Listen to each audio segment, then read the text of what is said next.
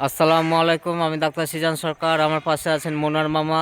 তো আমরা যে জায়গাটা আছি সে জায়গাটা হচ্ছে হাতেম খান গরুস্থানের উত্তর সাইডের গেট। এই জায়গাটা অবস্থিত। আজকে আমরা একটি টপিক নিয়ে আলোচনা করতে চাই। টপিকটা হচ্ছে মহান আল্লাহর রহমতে প্রত্যেকটার মানুষ হায়াত সীমিত। মহান আল্লাহর রহমতে প্রত্যেকটা মানুষের রিজিক নির্ধারিত।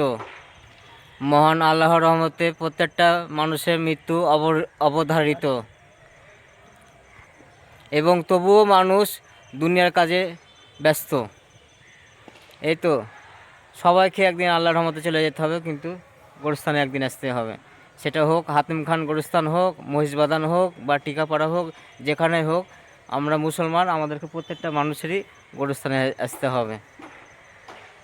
তো তো এই পাশে আছে ঈদগাহ মাঠ, এই পাশে আছে ঈদগাহ মাঠ, আর এই পাশে আছে হাতিম খান গোরস্থান।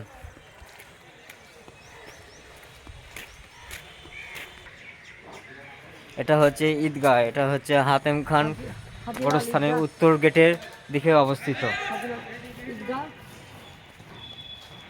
এটা এটা হাজিলাল ঈদগাহ।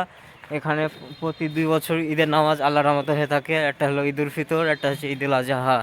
আর হলো এখানে বিভিন্ন ধরনের প্রোগ্রামও হয়, মিলাদ মাহফিল হয়। বর্তমানে এখানে খেলাধুলা হচ্ছে, এই জায়গাটাতে খেলাধুলা হচ্ছে। এটা হলো ইমাম ইমাম সাহেবের নামাজ পড়ার স্থান। মেহরাব, ওটা মেহরাব বলে। মেহরাব, ওটা মেহরাব।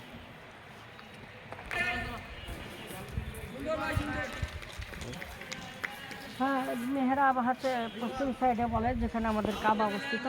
ওই কাবাকে অনুসরণ করে মেহরাব করা হয়।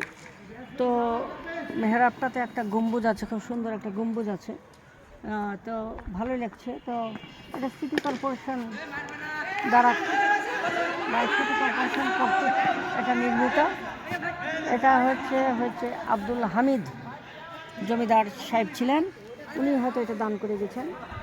তো তো এটা হচ্ছে ঈদগার পাশের যে রাস্তা, এই রাস্তাটা চলে গেল কাদিগঞ্জের দিকে রাস্তা। এটা হলো হাতেম খান গোরস্থানের পূর্ব সাইডের গেটের রাস্তা চলে গেল, আর এই সাইডটা হলো ঈদগাহ। তো আল্লাহ হাফেজ। পরের ভিডিওতে ইনশাল্লাহ দেখা হবে। আল্লাহ হাফেজ।